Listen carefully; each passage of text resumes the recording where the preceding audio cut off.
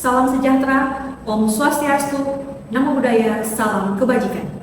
Perkenalkan, saya Margi Cipitaria Siarai MS dengan NIDN 0016079008. Saya merupakan dosen pada Prodi Sarjana Terapan Manajemen Proyek Konstruksi jurusan Teknik Sipil Politeknik Negeri Ambon dengan bidang ilmu arsitektur.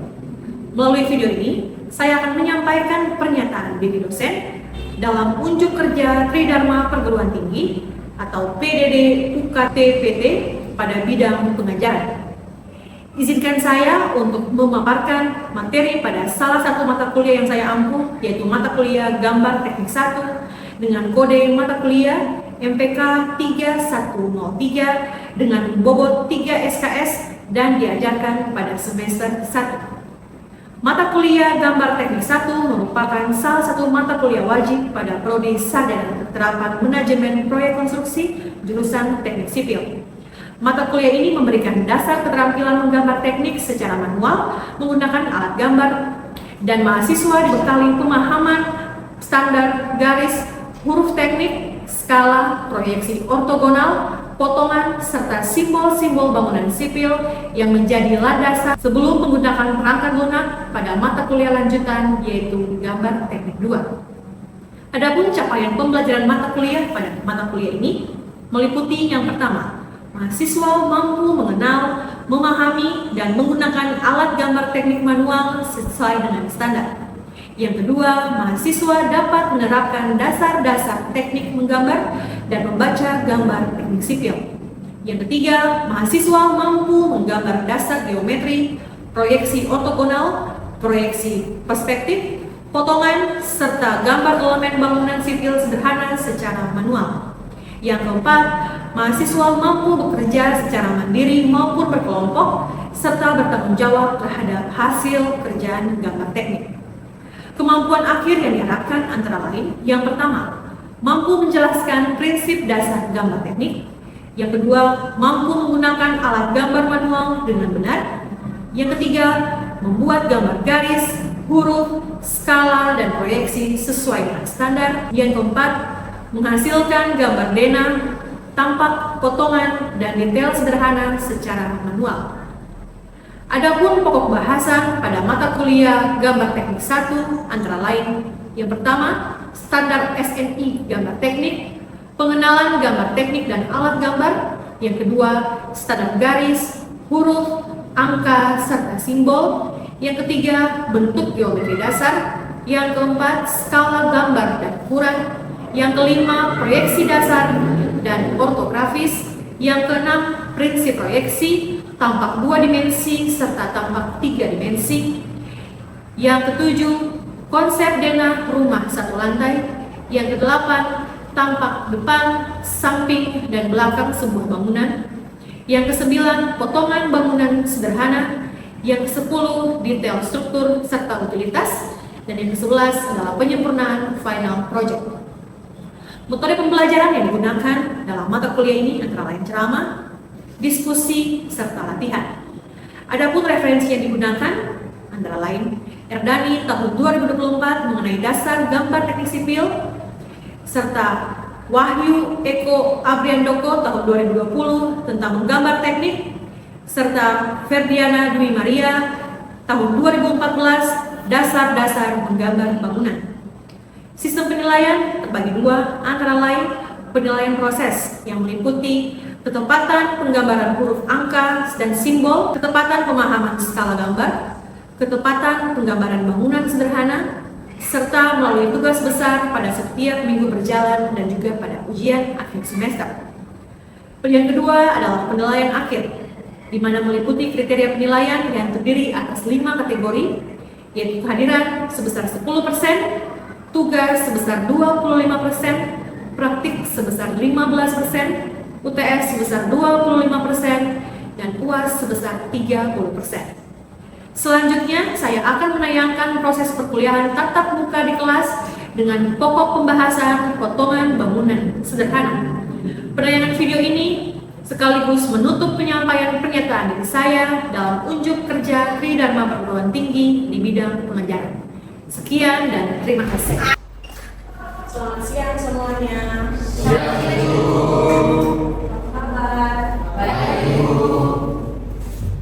Baik, di hari ini kita akan kuliah kembali di gambar teknik 1, melanjutkan pertemuan kita di minggu yang lalu. Mengenai apa kan masih ingat? Iya. Tapi kan hari ini ya. Baik, di hari ini kita akan kembali belajar bersama-sama mata kuliah gambar teknik 1, melanjutkan pertemuan yang sebelumnya, yaitu mengenai denah dan kalau kita lihat, yang tampak di sini adalah sebuah bangunan rumah tinggal. Apakah kalian bisa melihat bagian dalam dari rumah ini di dalam gambar ini?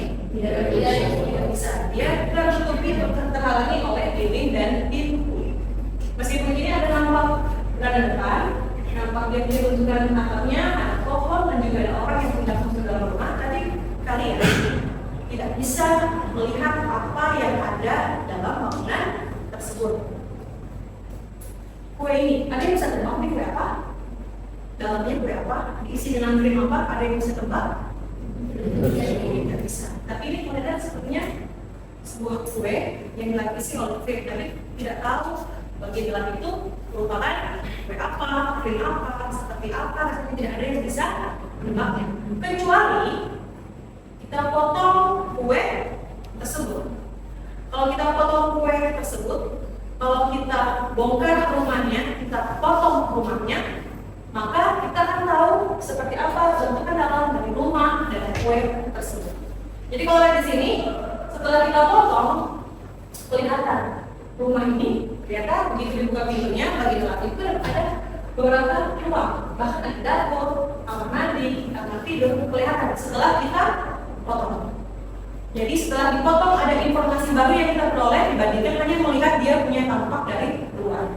Sama halnya dengan kue, begitu kita potong, kelihatanlah dia punya lapisan kue tersebut pakai krim apa, kelihatan setelah kita potong. Jadi kue ulang tahun begitu dipotong, kue coklat, kue stroberi, kue jeruk dan sebagainya. Tapi itu hanya ketahuan setelah kita memotong kue tersebut.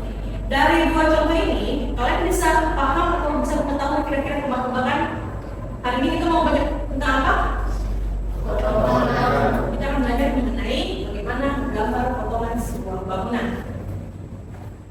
Dilihat dari definisinya, potongan itu sendiri adalah gambar penambang vertikal yang digunakan untuk melihat kondisi ruangan. Bahkan bukan cuma kondisi ruangan, tapi kita juga bisa melihat struktur yang paling penting dari sebuah apa? Bangunan. Nah, kenapa kalau yang minggu lalu kita belajar tentang denah, yang diketahui dari denah itu ada apa saja? Ada ukuran ruang, kita tahu ukuran ruang, kita tahu posisi pintu sebelah mana, jendela sebelah mana. Tapi dengan denah kita tidak akan mengetahui ketinggian dari bangunan. Dengan denah kita tidak akan tahu dia punya tinggi atapnya berapa, tinggi plafonnya berapa, bentukan atapnya seperti apa, kemiringan atap seperti apa. Tidak akan tahu bagaimana bautnya itu ditempatkan, kolomnya seperti apa, kualitas yang digunakan itu seperti apa. Tidak akan pernah kita tahu. Tidak hanya sebatas menggambar denah. Tapi dengan gambar potongan kita akan mengetahui informasi-informasinya. Maka kalian bisa bayangkan betapa pentingnya informasi dari sebuah gambar potongan. Nah, gambar potongan ini dibagi menjadi dua jenis, yaitu potongan melintang dan potongan memanjang. Kalau potongan melintang seperti yang gambar yang paling atas, di mana dia memotong sebuah bangunan, melintangi bangunan tersebut, dia memotong bagian tengah. Jadi kalau ada bangunan dipotong melintang yang kelihatan seperti itu pada gambar yang bagian atas. Sebaliknya apabila potongan memanjang, maka bangunan tersebut akan dipotong sesuai dengan bentukan ajar. Jadi dia akan potong seperti ini. Kalau melintang seperti paham? Potongan dengan potongan melintang dan juga potongan memanjang, maka nanti akan memperlihatkan banyak sekali hal-hal yang berbeda. Jadi kalau di potongan melintang, nanti yang terlihat itu bukan pintu seperti apa, bukan jendela seperti apa, udah seperti apa dari kampung depan. Sedangkan kalau dengan potongan memanjang, itu nanti kita bisa melihat bentukan hubungan seperti apa dari atap, kemudian kita bisa melihat secara detail mengenai plat lantai dan sebagainya. Kemudian yang berikutnya, fungsi dari menggambar potongan. Seperti yang sudah disampaikan bahwa dengan menggambar potongan kita bisa mengetahui struktur dari bangunan tersebut. Jadi misalnya kita bisa mengetahui fondasi, kita bisa mengetahui slab, bisa mengetahui kolom, bisa mengetahui plat lantai, dan juga atap. Dalam hal ini adalah struktur udah berada.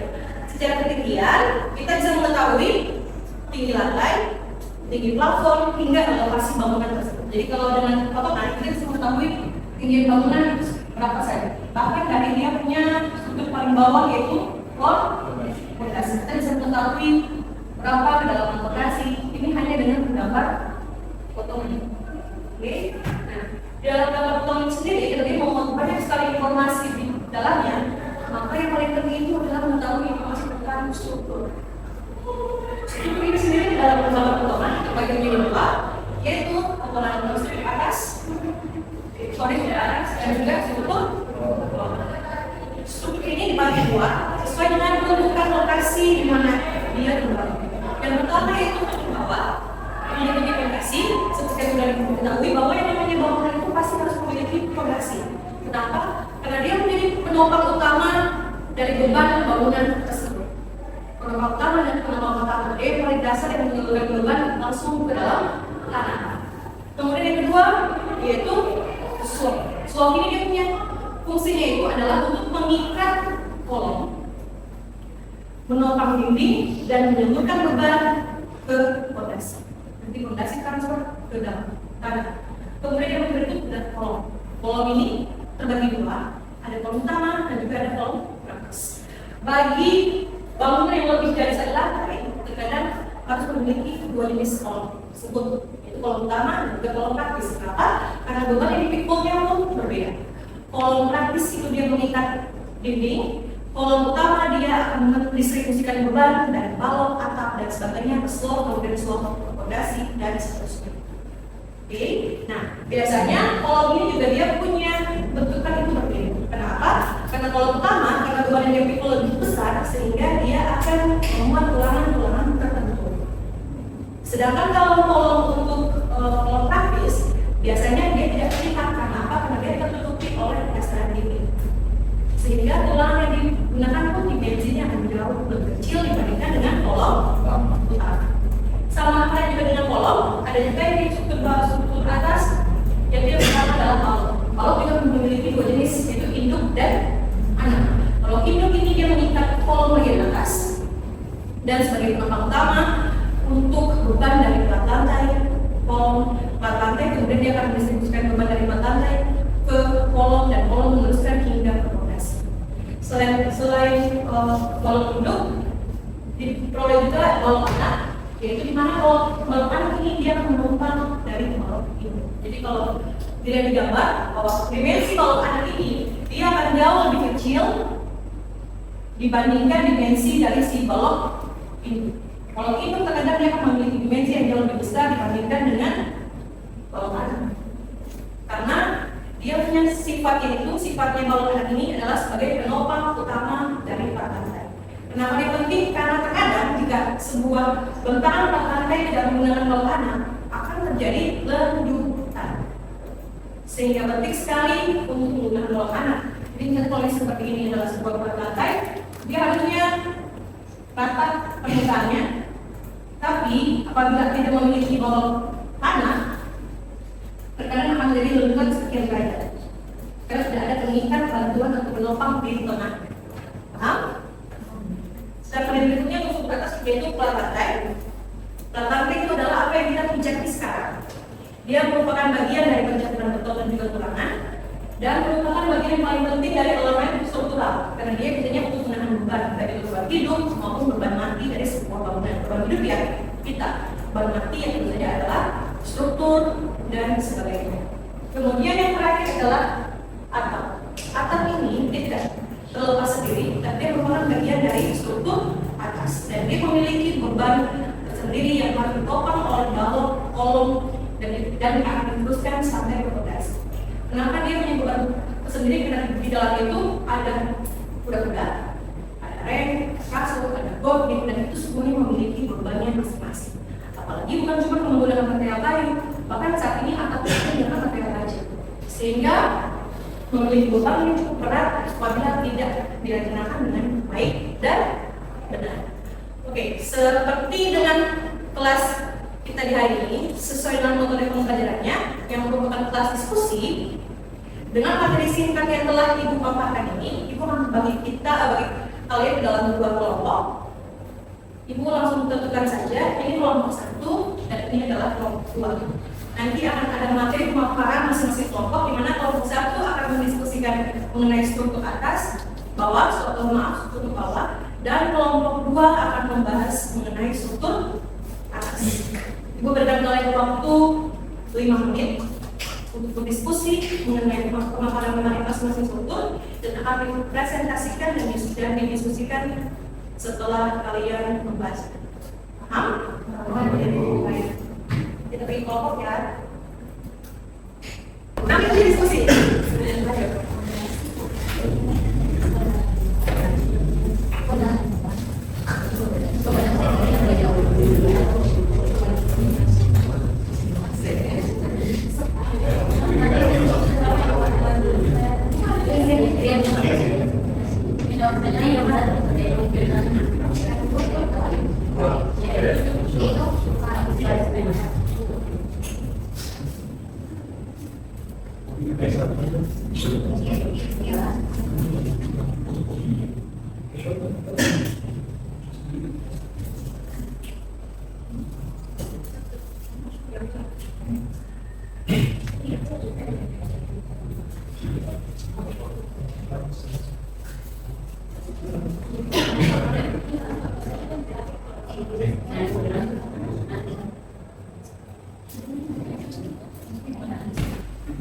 Baik, seperti yang tadi sudah Ibu sampaikan, bahwa nanti ada dua kelompok masing-masing diskusikan seperti yang sudah dibagi di dalam presentasi ini ya. Jadi kalau kelompok 1 membahas mengenai pengertian struktur bawah, kemudian seperti apa dan sebagainya. Sudah selesai diskusinya?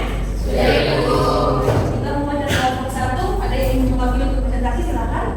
Yang sekarang ya.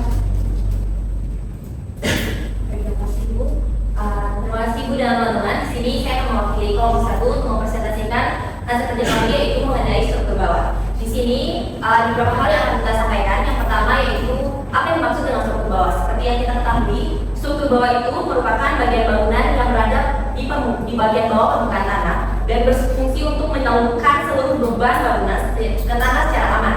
Nah, kalau kita lihat sendiri, komponen utama dari struktur bawah ini ada 5. Yang pertama ada fondasi, yang kedua ada lantai kerja, yang ketiga ada urutan tanah, yang keempat ada roof, dan yang kelima ada elevasi tanah. Nah, kalau kita lihat struktur bawah ini sangat penting. Kenapa? Karena seluruh beban bangunan itu akan diteruskan menuju kepada fondasi. Nah, apabila struktur bawah ini tidak dirancang dengan baik, maka bangunan itu dapat mengalami penurunan, dapat mengalami retakan, dapat mengalami kemiringan, dan juga bahkan bisa sampai roboh. Nah, karena kita kalau lihat kenapa fondasi ini tidak terlihat pada gambar tampak, karena gambar tampak itu hanya memperlihatkan bagian luar dari bangunan tersebut yang berada di atas permukaan tanah.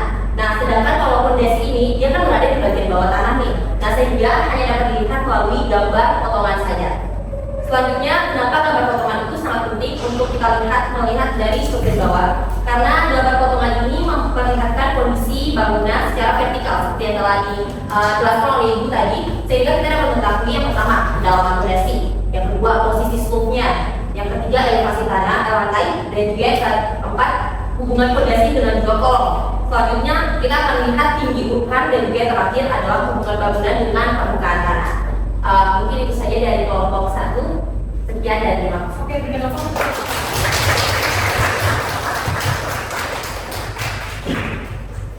Bu punya pertanyaan untuk kalian dari kelompok 1 untuk mengetahui kalian memahami hasil diskusi kalian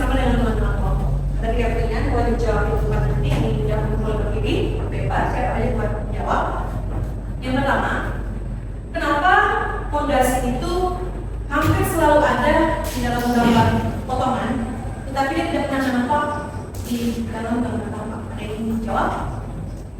Silakan. Karena menurut saya yang berpotongan memperlihatkan bagian dalam bangunan sudah vital, sedangkan gambar tampak hanya memperlihatkan bagian. Baik, jawaban yang baik. Mari kita berikan pertanyaan yang kedua. Ada yang tahu jika dari menyimak fungsi slot untuk struktur bawah itu ada apa saja? Ada yang jawab? Kita saya bilang Jadi fungsi slope itu berfungsi mengikat fondasi dan beban dinding serta mendistribusikan beban tersebut menuju fondasi. baik, jawaban yang baik. Bagi yang baca. Ya. Kenapa alokasi tanah yang seperti itu sampaikan tadi, alokasi tanah ada yang dari 00 dan sebagainya, itu kenapa harus dicantumkan pada gambar potongan? Ada yang ingin jawab? Silakan. Jadi agar melaksanakan posisi lantai bangunan dan permukaan tanah sehingga pekerjaan galian, buka dan fondasi sesuai dengan ketentuan jalan. Baik, jawaban yang baik dari untuk Tony. Kelompok 1 atas diskusinya, hasil diskusinya. Sekarang kita kembali pada kelompok 2 yang membahas struktur atas. Ada yang mewakili untuk presentasi? Baik, Rio, silakan di depan.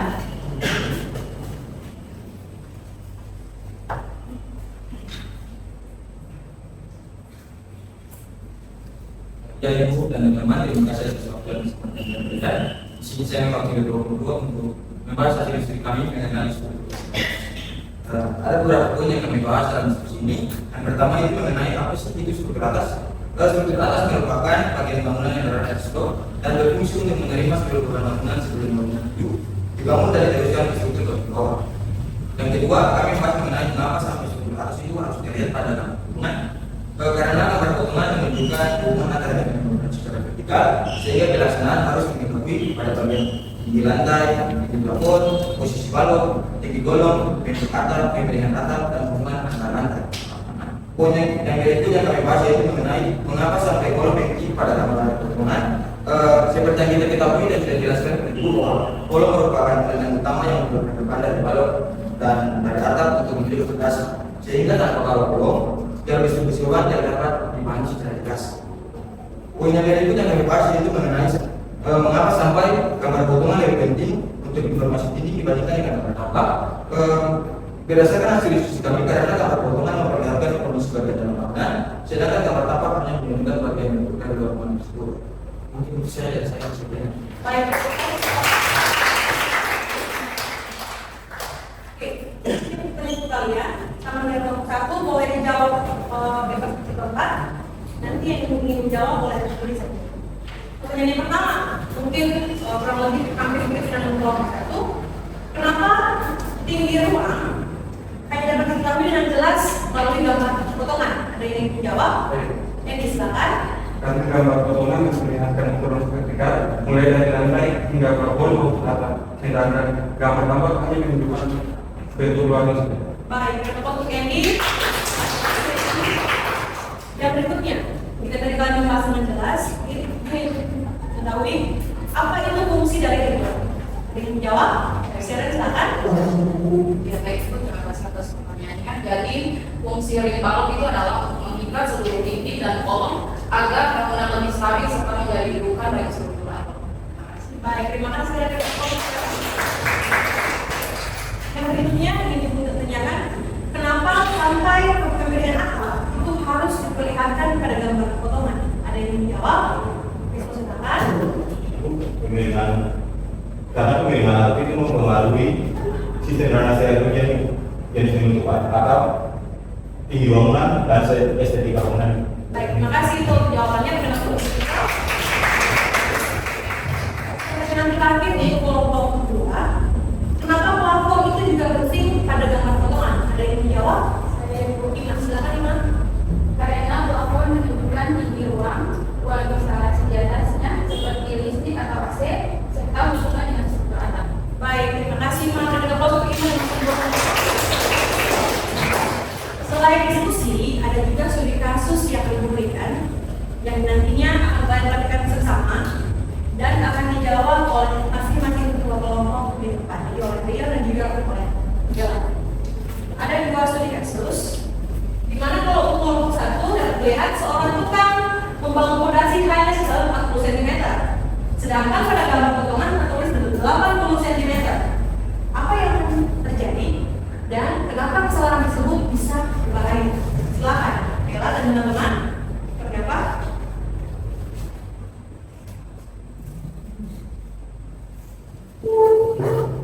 Jadi itu dari pertanyaannya, fondasi itu jadi kurang kuat untuk menahan beban bangunan itu. Resikonya janda terdiri antara lain tetap pada dinding, terus juga penurunan bangunan, dan juga ada kerusakan struktur dalam jangka panjang. Baik, kita aplaus untuk kelompok. Lebih kelas untuk kelompok 2, pada saat pembangunan tinggi kolom dibuat 3 meter, padahal 3 bar tertulis 3,5 meter. Apa dampaknya nanti kepada bangunan tersebut dan bagian apa saja nantinya yang akan ikut berubah? Kelompok 2 boleh berdiskusi sebentar menjawab.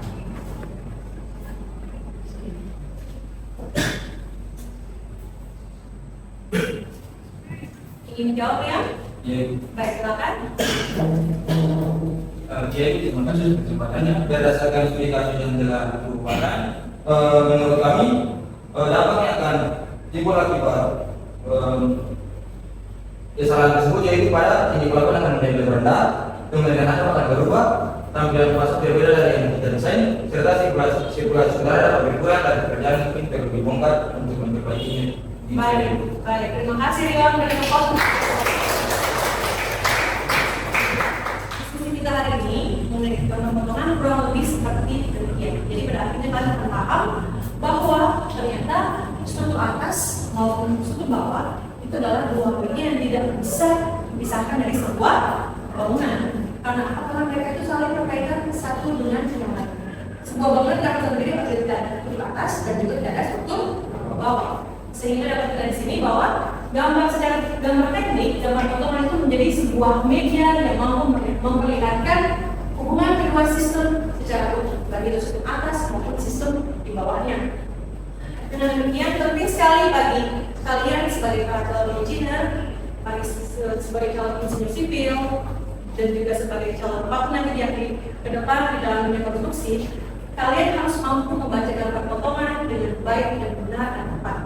Karena apabila kalian tidak mampu membaca gambar potongan dengan baik dan benar, maka di kemudian hari akan terjadi kesalahan pelaksanaan seperti yang tadi kita bahas dalam studi kasus, sehingga nanti akan ada risiko-risiko yang harus dapat kalian hindari dengan memahami membaca gambar potongan.